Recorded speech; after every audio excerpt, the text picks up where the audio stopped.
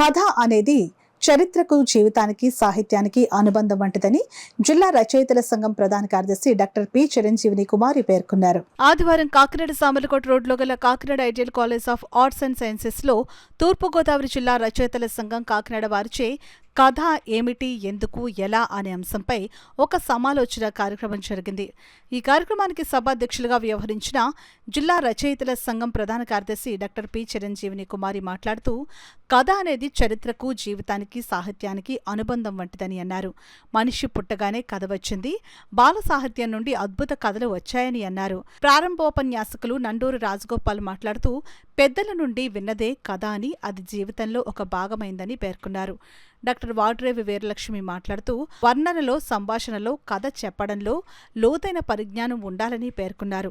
మహమ్మద్ ఖాదీర్ బాబు మాట్లాడుతూ, కథ అనేది తెలుగు వస్తే జీవితం వస్తుందని, స్త్రీల సమస్యలపై ఎన్నో కథలు వచ్చాయని అన్నారు.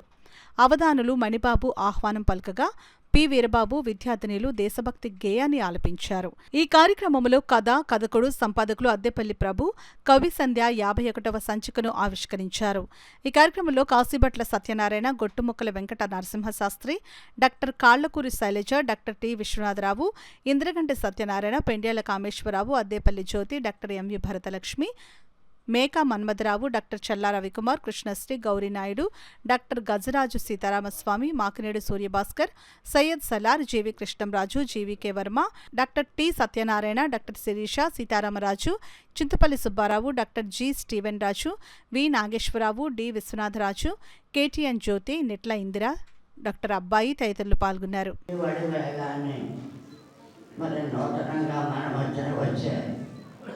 టెక్నాలజీని ఏ విధంగా ఉపయోగించుకోవాలి, అసలు కథ అంటే ఏమిటి,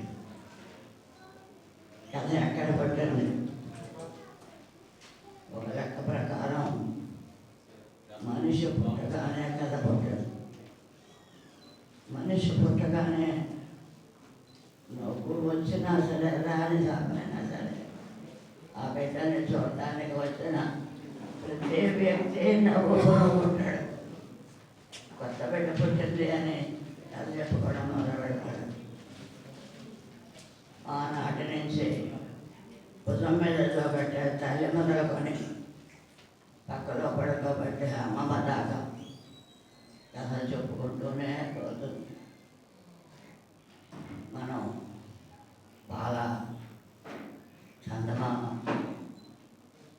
బాగా గొప్పెత్తడ, ఇవన్నీ ఎరువులు, అద్భుత కథలు.